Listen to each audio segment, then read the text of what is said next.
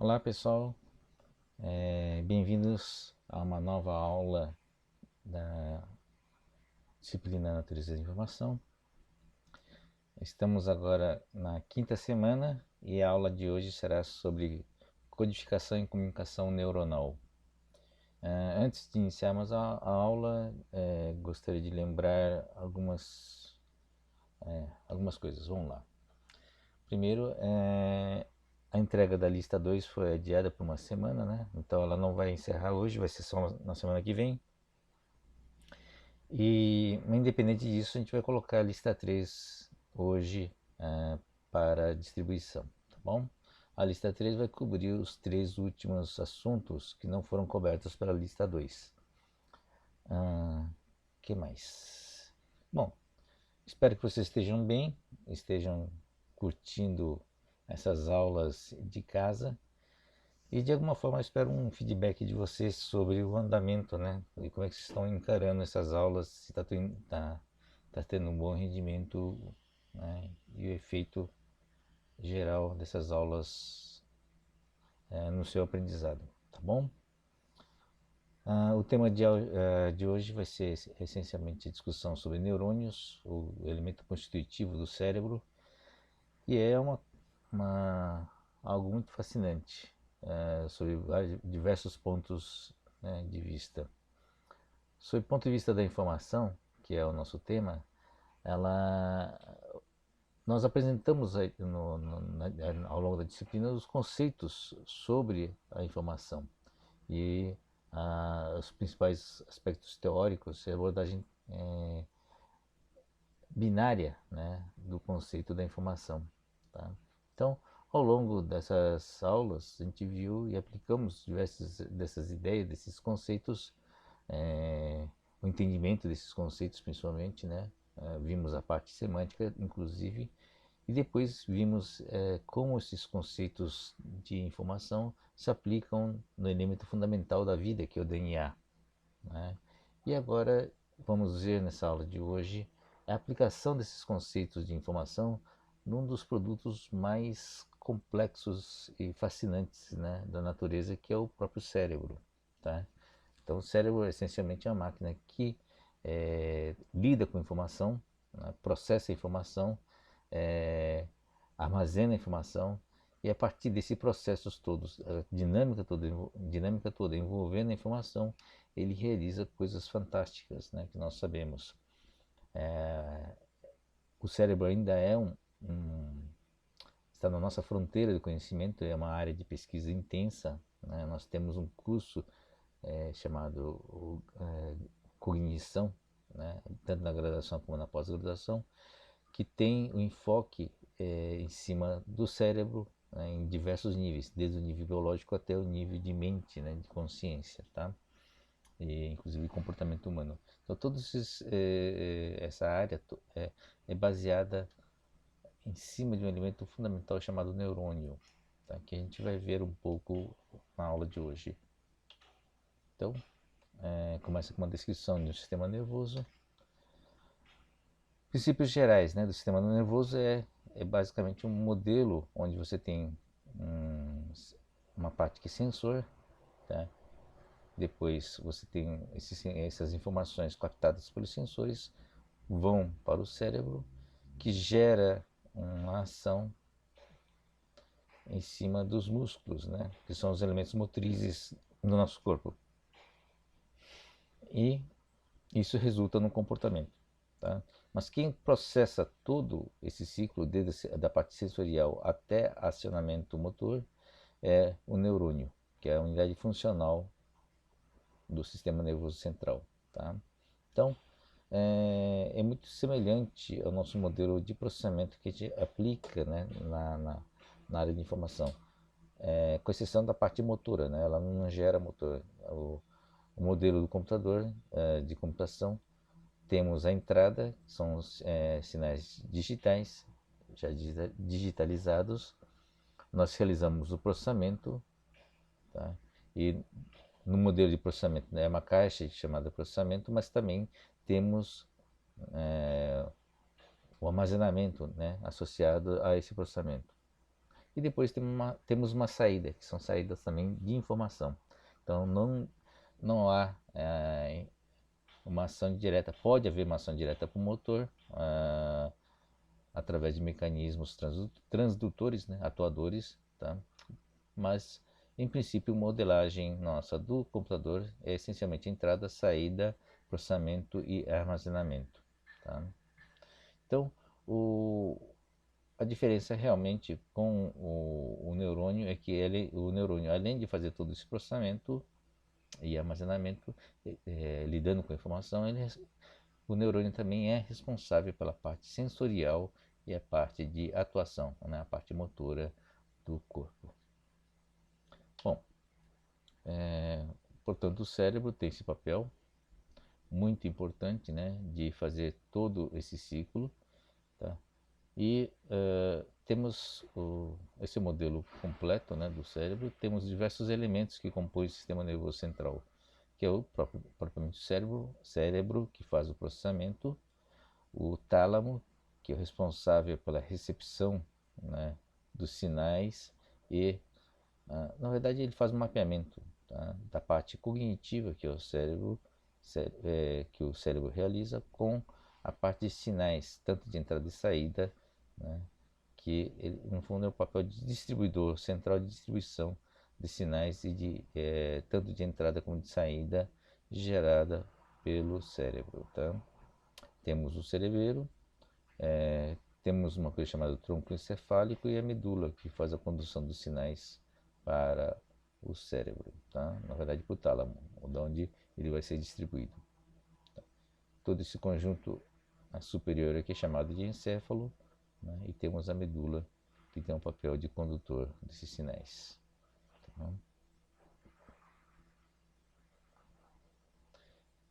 Tá? Aqui não é só os sinais de entrada, tá? Não são os sinais sensores, tá? São sinais de saída também. Os sinais motores também passam pela medula.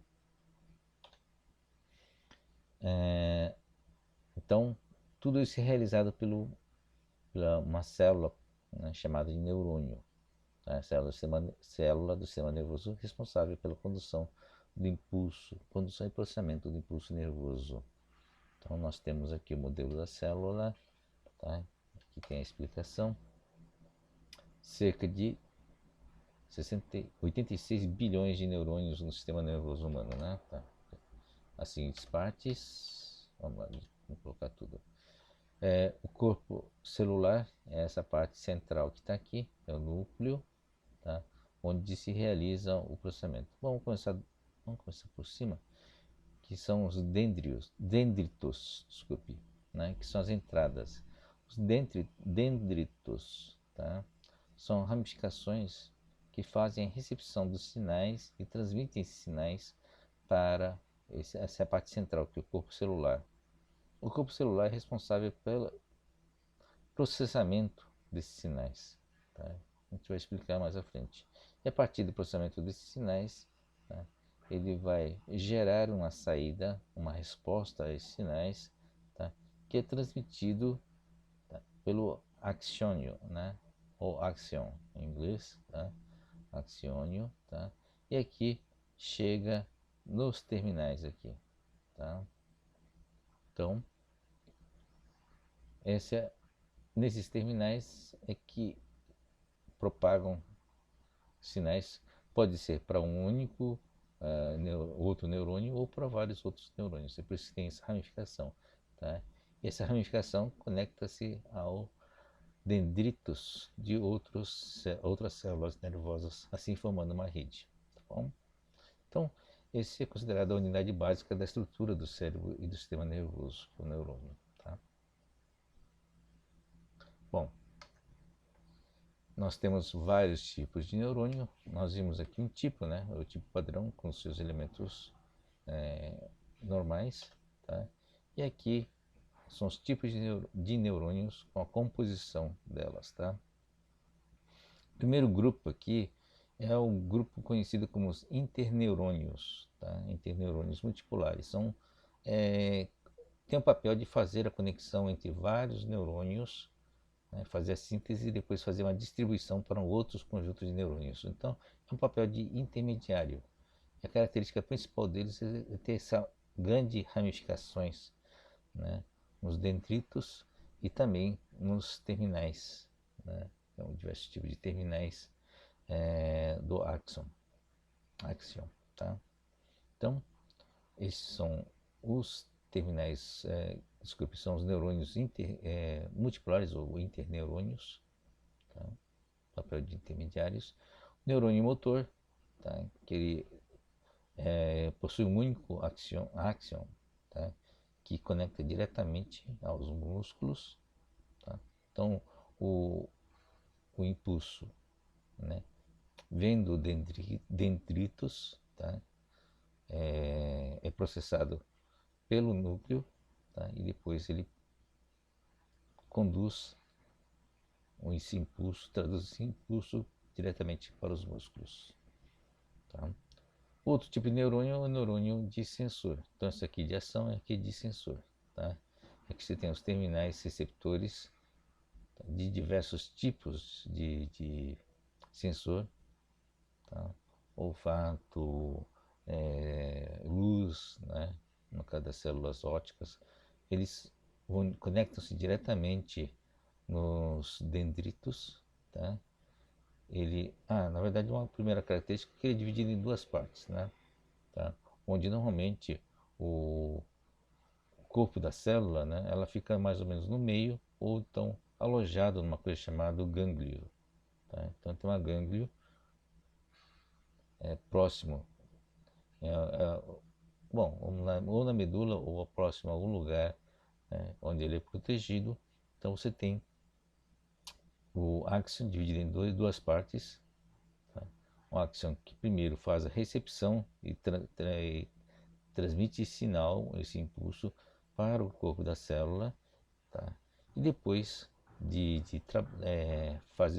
feito um processamento aqui, ele é transmitido para, se houver uma resposta, essa resposta é transmitida para um outro ramo do axon que vai para ou para a medula ou diretamente para o cérebro, tá? Então são um ramo chamado ramo central. Então temos o ramo periférico e o ramo central que faz as conduções dos impulsos ou dos estímulos, tá bom? Bom, aqui é um exemplo, tá, de composição de células, de tipo de células para fazer várias tarefas, tá? Uma das tarefas interessantes é o arco reflexo, tá? Forma-se um arco, né, onde o impulso, né, a ação motora, a ação no músculo, não passa pelo cérebro, tá? Ele quer dizer, a informação vai para o cérebro, mas a ação muscular, né, o reflexo muscular, não passa pelo cérebro, tá? Então, determinadas partes do organismo, determinados músculos são ações reflexas. Elas não dependem do cérebro para ocorrer, tá? Então, temos aqui os sensores, aqui uma célula sensora, tá? O nervo, desculpe, né? É o neurônio sensorial que está aqui, tá?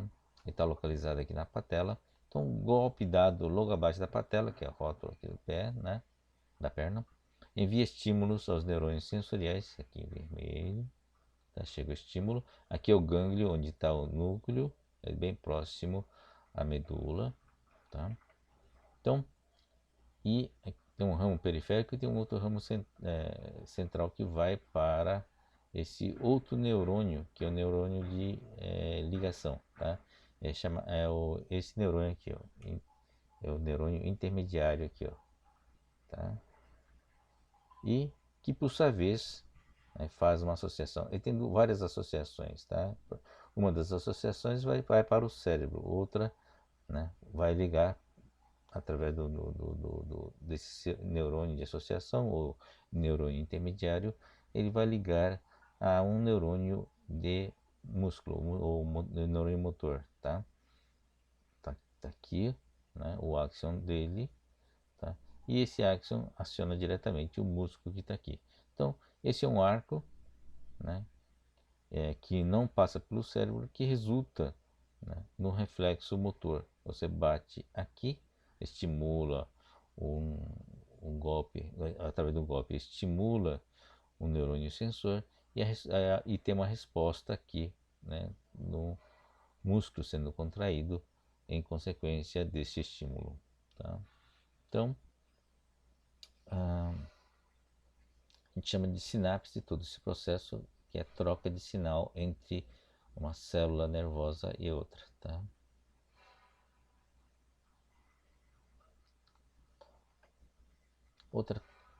Outra fórmula de estímulo é chamado estímulo derivado da dor. Tá?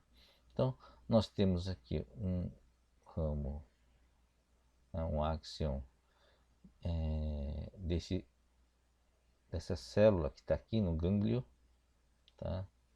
É o neurônio sensorial responsável pela informação de dor, tá? Então, quando você tem os dendritos estão aqui, né?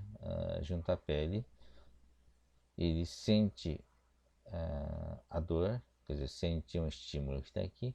Esse estímulo aqui é propagado, tá? Tem uma ação, a gente chama de ação potencial, um sinal elétrico-químico que é propagado aqui, né, até o corpo da célula. E o corpo da célula é um corpo, desculpe, é uma célula nervosa sensorial. Então tem um segundo ramo que vai para a medula espinhal, tá? E na medula espinhal nós temos aqui em amarelo aqui o interneurônio, quer dizer, o neurônio de associação, o neurônio intermediário, que vai ligar para um outro neurônio que está aqui, que faz parte da medula, né? Que conduz essa informação. Então passa por uma, duas, três, né? Três neurônios que conduz esse estímulo. Aqui também tem dendritos que vai até o tálamo, tá?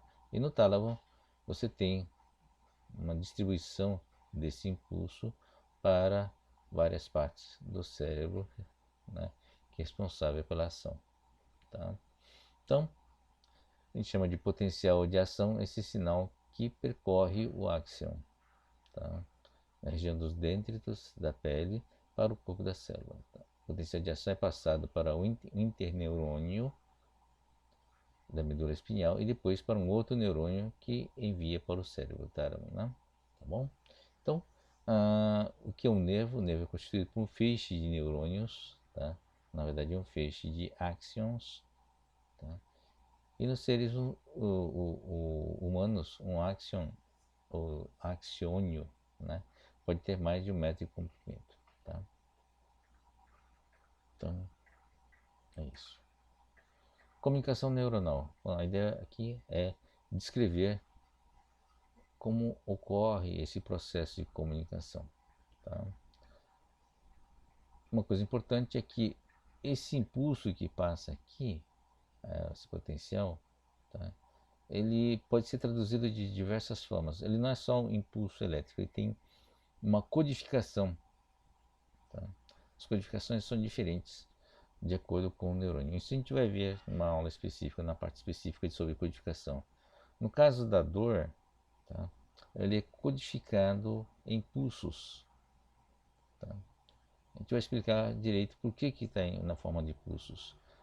Enquanto que outros sensores, por exemplo, a visão e o olfato, por exemplo, ele é dependente, não é codificado em pulso, mas é codificado em intensidades, em combinação de sinais, né, onde a intensidade é um fator relevante. Tá? Então, a gente vai ver essas duas formas de codificação mais à frente. Bom, a comunicação neuronal, como é que é feita essa comunicação?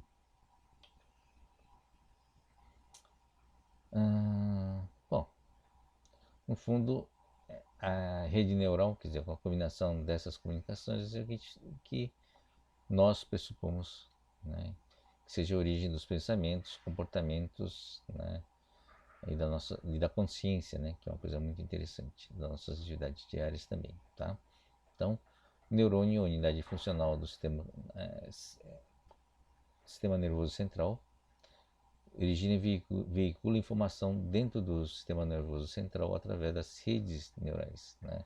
Então, a interligação dessas células, tá, é que formam essa comunicação e que forma também os nossos pensamentos, né? Então aqui são os nossa senhora, tô terrível isso. Corpo celular, axion, uso o termo em inglês, axônio em português, tá? E aqui são os terminais, tá? Isso aqui a imagem está um pouco ruim, talvez tenha um desenho melhor, não tem. Bom, tudo bem. O modelo de comunicação é parecido com o que já vimos nos modelos utilizados pelo Shannon. Só tem um codificador, um canal, né, que pode entrar ruído, e um decodificador. Tá? Então a entrada são os dendritos, tá? Inclusive pela composição desses sinais a gente faz uma conversão, né, analógica digital. A gente vai ver isso mais à frente também. Ele é codificado, nós comentamos, né, já que esses sinais são codificados ou na forma de pulsos, na forma de intensidade, ou combinação de intensidades, essencialmente geram um conjunto de bits, como saída digital, equivalente a um conjunto de bits. Bom, maior parte das ações, hein, não todas, as ações aqui realizada pelo neurônio, ele tem uma característica binária, tá? A gente chama de tudo ou nada, em função do processamento desses sinais. Tá? Por isso que a gente faz uma associação quase imediata com os bits. Então, o axion é responsável pela transmissão, axiônio, desculpem, né? É responsável pela transmissão desses sinais, representado aqui pelo canal, e depois nos terminais do axion é feita uma decodificação, né, que geram a saída. Então, equivalente a esses modelos, né, o neurônio está aqui, né? Os estímulos vêm aqui, tá? Nos dendritos. Aqui é feito o processamento no corpo da célula, tá?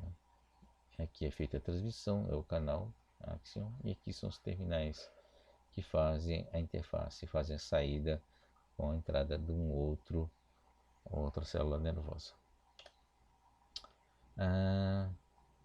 Aqui está melhor, mais fácil entender. Os dendritos estão aqui, esses terminais estão aqui, que fazem a entrada. O corpo, né, é o núcleo celular, é chamado de soma. Ele realmente faz um processamento que capta diversos sinais aqui de entrada e faz uma síntese aqui, né?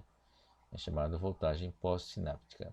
E aqui, na sua saída, conhecida como promontório axiônico. O axion esse condutor inteiro, mas ele tem duas partes. A entrada, que é o promontório, e a saída, que é o terminal. Tá? O promontório tem vários papéis. O primeiro papel dele é converter essa voltagem aqui, essa saída aqui, em sinais de transmissão, sinais codificados. Então tem um codificador aqui e também tem um detector de limiar. Tá? Então essa voltagem dependendo da característica da intensidade desse sinal que está na entrada, tá? Ele pode gerar ou não um código. Tá? Então se ele não tiver um nível suficiente, não atingir o limiar, ele não vai gerar esse código. Tá? Então tem um detector de limiar aqui, e depois, passando esse detector de limiar, ele vai gerar um código adequado que vai propagar, né, ao longo do axiônio. Tá? E aqui, depois na parte final, ele tem um processo, ele vai converter esse sinal elétrico em substâncias químicas, que são os neurotransmissores, tá? Que vai fazer a comunicação química entre, né, esses terminais e os dendritos do próximo da próxima célula, né, da próxima célula nervosa. Então, ao longo aqui, né, da célula nervosa, nós temos claramente uma entrada, né, que é onde há uma conversão química elétrica, tá? Há um processamento elétrico aqui e uma conversão em código ao longo, aqui na entrada do axion, propagação desse sinal elétrico e depois, finalmente, nessa terminação, uma outra conversão elétrica, química, né, tá, em neurotransmissores, que vai fazer a continuação desse processo de comunicação. Tá? Então, essa combinação toda que faz essa comunicação entre os neurônios. Então, envolve elementos elétricos e químicos. Tá? A gente vai ver em detalhes mais à frente. Está aqui a parte elétrica interna, né? Tá? Então, você tem um estímulo. A gente vai ver o papel do neurotransmissor aqui. Tá? Isso aqui é uma outra célula. Então, tem a entrada aqui, são os dendritos. E tem uma reação química, né, provocada pelos neurotransmissores. Tá? Então, tem um pulso que está aqui. E esse pulso vai se atenuando, né, na sua condução. Tá? Existe uma certa resistividade aqui, o sinal vai morrendo. Tá? Então, se o pulso for suficientemente forte, tá, ele vai chegar nesse ponto aqui, na zona aqui chama trigger, né? De sensor de limiar. Tá? Se ele atingir o nível suficiente, tá? Aqui está marcado em menos 55 milivolts, tá? Ele vai gerar uma coisa chamada ação de potencial. Tá? Então, se não atingir o nível de estímulo suficiente, ele não vai gerar essa ação, essa propagação no axion, no axônio. Ok? Então, esse é o caso de um único estímulo. Tá? Mas o dendritos, nós vimos que tem várias entradas. Tá? Então, esse é uma síntese, né, dessas entradas. Então, nós temos vários estímulos. Isso aqui são os dendritos. Tá? E aqui você tem, dentro da célula nervosa, a contribuição de diversos estímulos que vai se somando. Tá? E se a intensidade final aqui for suficientemente alta, né, se passar para nessa região na ponta, né, no extremo aqui, tá, do áxion, ele vai gerar uma ação de potencial aqui, tá? Que não só um sinal elétrico, também um sinal elétrico codificado. Então, outra coisa, né? Esse estímulo pode ser positivo ou pode ser negativo, tá? No caso aqui, o negativo é um inibidor, tá? Então, você tem dois elementos que geram a excitação e uma gera uma inibição. Então, a soma total disso aqui, ele vai subtrair do potencial da excitação aqui, e o papel desse cara, dessa inibição aqui, é evitar que haja uma propagação desse sinal. Tá?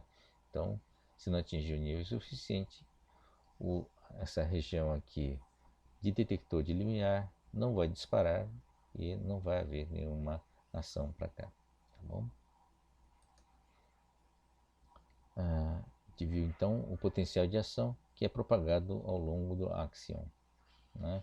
Então, aqui são os estímulos que não foram suficientes, né, para gerar, né, aqui na região do limiar, não foram suficientes para gerar o potencial de ação. Tá?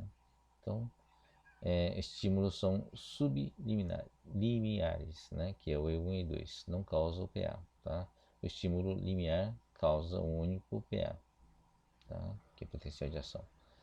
Quando o neurônio está no estado de repouso, né, sem estímulo, o potencial elétrico dentro da membrana, né, ela é negativa, é menos 60 milivolts aproximadamente, né? Você tem as variações aqui dentro, tá? Em torno de 60 milivolts. Tá? Então a parte interna é negativa em relação à parte externa. No pico do potencial de ação, quer dizer, quando você tem esse pico aqui, tá?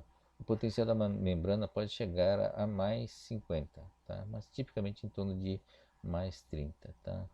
E resulta uma diferença potencial, quer dizer, entre o máximo e o mínimo, né? Então, menos 60 a mais 50 dá um total de 110 milivolts. Tá? Esse é o potencial que está aqui. Tá? A conversão analógica digital, potencial de ação de milivolts transformado em tudo ou nada. Bom, a gente vai ver mais à frente aí. Tá? Então, de onde veio esses 60 milivolts? Então você tem um axion aqui, você faz uma medida entre o externo, o ambiente externo e interno do axion, tá? E aí você tem essa tensão de menos 60 milivolts. Tá?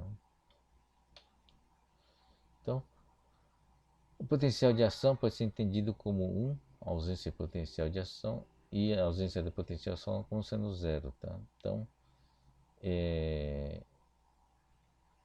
passando essa zona de limiar, esse potencial de ação, que na verdade é uma codificação, ele gera um impulso que é propagado ao longo do axion até chegar nos seus terminais. Tá?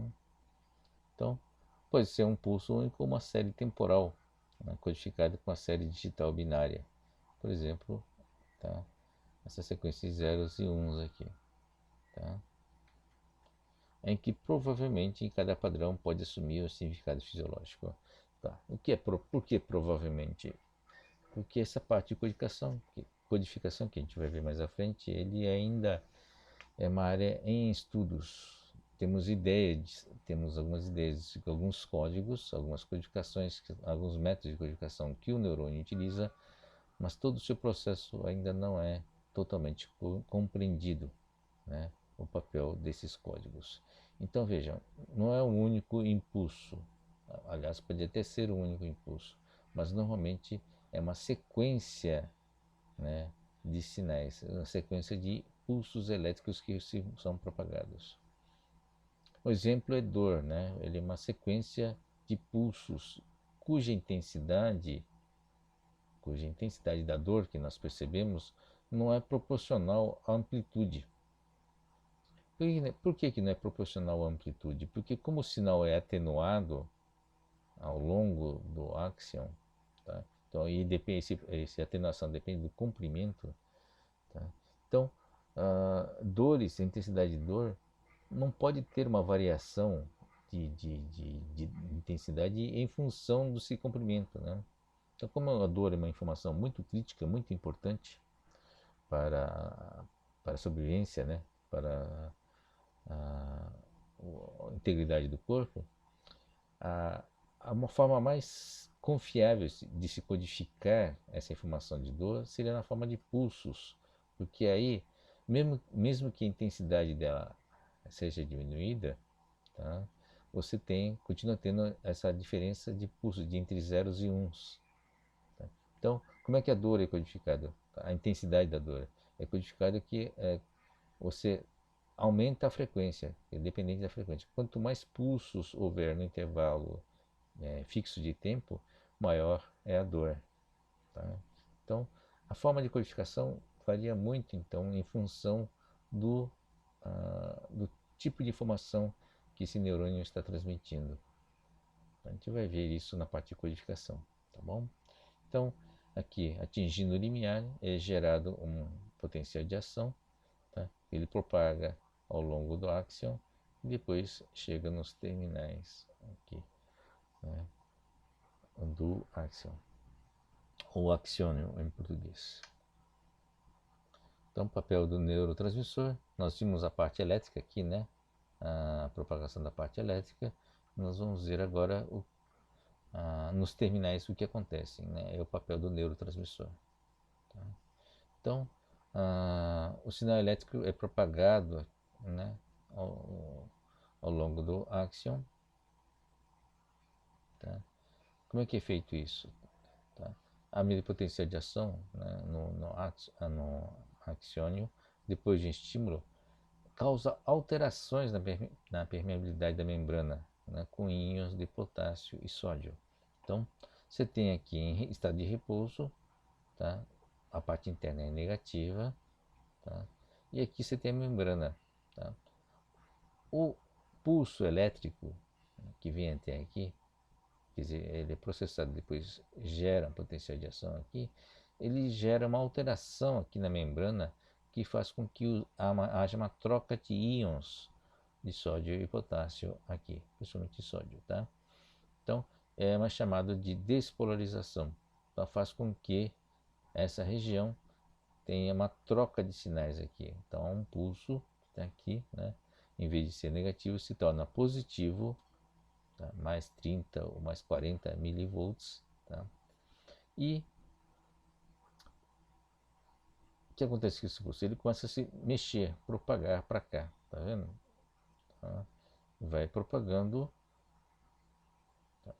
Então, com esses íons sendo mantidos, né? Os íons positivos, havendo troca de íons aqui de potássio e sódio ao longo do áxion. Tá? Quando o neurônio é estimulado, a permeabilidade de sua membrana se altera, permitindo que os íons de sódio penetrem em seu interior e tornem seu potencial mais positivo em relação ao exterior. Tá?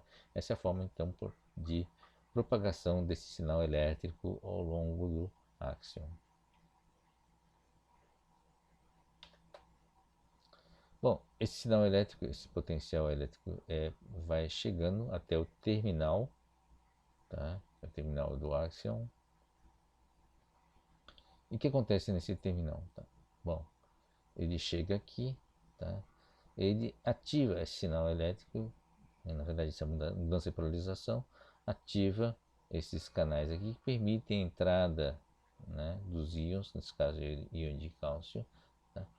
Que tem o papel, né, de fazer com que essas bolhas aqui, tá, que contém os neurotransmissores, conectem-se nessa porta, tá, e essa porta se abra liberando esses neurotransmissores. Tá? Esses neurotransmissores, por sua vez, conectam-se nesse receptor que ele vai gerar um potencial de ação. Né? Essa é a parte dendritos da célula, da próxima célula, né, nervosa, que vai captar, tem receptores que captam esses neurotransmissores que geram potencial elétrico do lado de cá. Tá? Então, dessa forma, essa interface entre uma célula nervosa e outra. Tá? Então, efeito aqui é um potencial de ação que vai chegando, né, nos terminais geram essa troca química aqui, tá? Então você tem os neurotransmissores aqui, essas bolhas de neurotransmissores que são liberadas aqui próximo à interface da próxima célula com receptores adequados aqui, tá bom? Então esse é o modelo, o método através do qual há uma comunicação entre uma célula nervosa e outra. Tá aqui a potencial de ação se move pelo axônio a uma velocidade de 100 metros por segundo. Tá? Para vocês terem uma ideia, então, em 1 metro, que é o comprimento máximo de um axônio humano, né? É 1 metro, ele percorre em 1/100º de segundo, tá? Ou 10 milésimos de segundo. Muito rápido, né? Tá? 1/100º de segundo. Tá ok. Então, sinapses excitatória e inibitória. Portanto, uma outra informação, então, esses potenciais podem gerar, né, dois tipos aqui de neurotransmissores, tá? Gerando sinais do lado de cá, que são sinais excitatórias ou inibitórias, tá? Então, tem substâncias chamadas agonistas, tá? São neurotransmissores que geram geram ativações, geram estímulos, tá? Analogia com chave e fechadura, quer dizer, você gera uma substância que encaixa no receptor, né? Tá? Quando a chave é gerada na fechadura, isso significa que o agonista se ligou ao receptor. E quando a porta é aberta, o receptor é ativado. Tá? E o antagonista, né, que é uma outra substância que também se conecta ao receptor, mas ele não gera uma ação, um potencial de ação, ou não gera uma ativação. Tá? Então tem uma função inibitória. Tá? Então, como é que funcionam os anestésicos? Tá? Eles funcionam como sendo um antagonista. Então,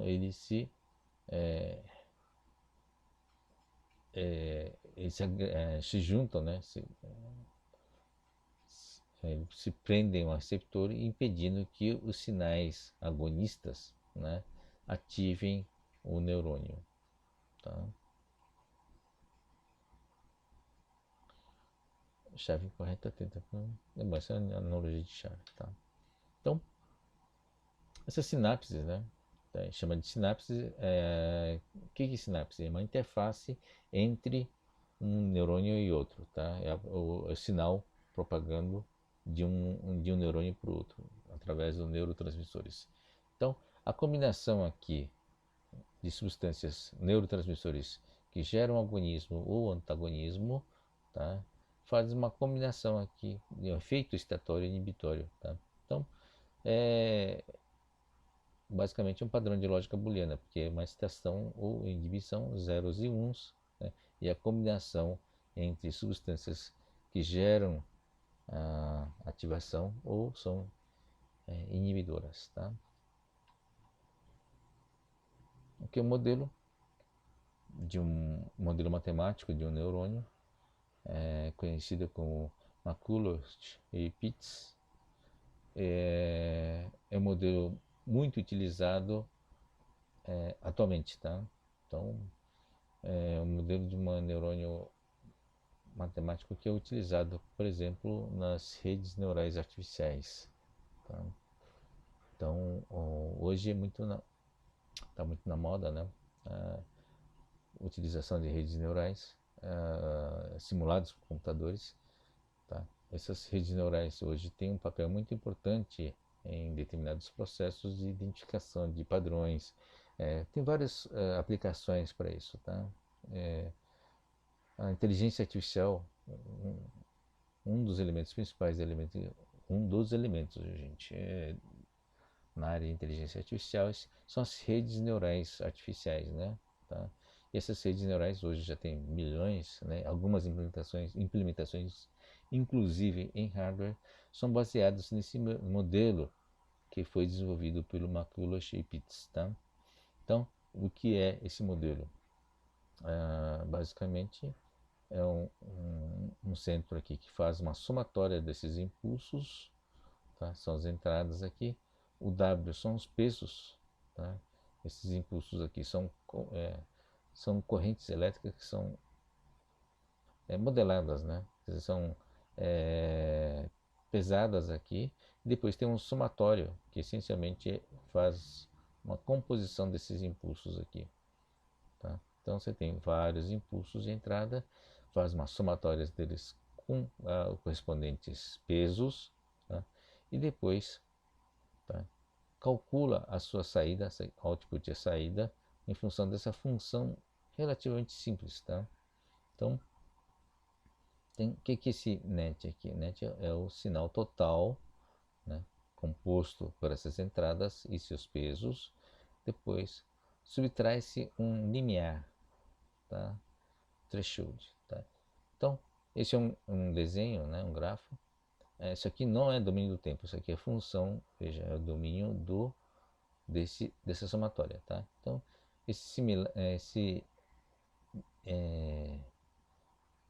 essa soma total aqui, ele corre aqui. Tá? Isso aqui é a resposta da saída. Tá? Ele vai atingir o 1. Se o limiar for 0, tá? Qualquer valor aqui ele vai disparar uma saída única para fora, tá? Que é 1. Tá? A saída é binária, ou é 0 ou é 1 nesse modelo. Tá? Então, a função é igual a 1 se x for maior ou igual a zero, né? Porque o limiar é zero. Tá? Agora, nesse caso aqui, se eu colocar o limiar como sendo 1, então essas entradas têm que ir somando até eu atingir esse limiar. Né? Ultrapassando esse limiar, a saída dele será 1. Tá? Esse é o significado desse gráfico aqui. Tá bom? A partir desse modelo, você tem várias implementações. Tá? Mas deixa eu buscar aqui, deixa eu discutir um pouquinho mais isso aqui. Veja que a saída dele aqui, desse sinal aqui, é um sinal 0, 1. Tá? É baseado nas concepções do tudo ou nada do potencial de ação. Tá? Mas não se esqueça que você tem que colocar esse elemento todo no domínio do tempo. Tá? Ele pode, na verdade, a saída dele pode gerar, o que a gente sabe hoje, uma codificação da saída. Tá? Então esse 1 aqui não é saída direta que tá, no neurônio real. Tá? Ele gera várias sequências de pulsos que pode ser interpretada como diversos tipos de ação fisiológica. Tá? Pode ser uma sequência de bits aqui, que esse modelo na verdade não representa ainda. Né? Tá? Sobre o ponto de vista de um neurônio artificial, sobre o entendimento, né, a aplicação e processamento de informação, a forma de codificar não é muito relevante. Tá? O que é importante é o que está sendo processado do ponto de vista de informação e não a sua codificação. Tá? Então, por isso que esse modelo, sob o ponto de vista de processamento de informação, ele é suficiente para a maioria das aplicações. Bom, esse é o modelo neurônio para a implementação da função END. Tá? No caso da função END, essa é a tabela verdade, né? Tá? Você tem essas combinações de entradas. Tá? O peso é 1 unitário. Tá? Então, o resultado final aqui, que é a soma desses impulsos, você tem 0, 1, 1 e 2, né? Que é a soma desses dois 1s aqui. Tá? Então, se o limiar aqui for colocado como sendo 2, o que acontece aqui nessa saída? Tá? A única situação onde vai gerar o 1 na saída é quando as entradas, desculpe, a somatória total, o net, né, atingir o 2. Tá? Então, a saída, né, a função de saída será tudo 0, exceto nesse último caso, onde nós teremos o 1 na saída. Tá? Então, essa é uma implementação de um END. O OU está aqui. Tá? Basta mudar o limiar. Um limiar menor de 1. Então, qualquer coisa que ultrapasse o 1 aqui vai gerar uma saída 1. Tá? Então, isso é uma implementação do 1. A única diferença do OR, ou, né, em relação ao END, tá, é o valor do limiar. Tá bom? Então, esse modelo, tá, é um modelo muito interessante sobre diversos aspectos. Tá? Então, realiza basicamente as principais funções do ponto de vista funcional, dos neurônios, do ponto de vista de processamento de informação dos neurônios. Tá bom? Bom, vou encerrar agora essa primeira parte e a segunda parte será sobre codificação neuronal. Tá? Obrigado.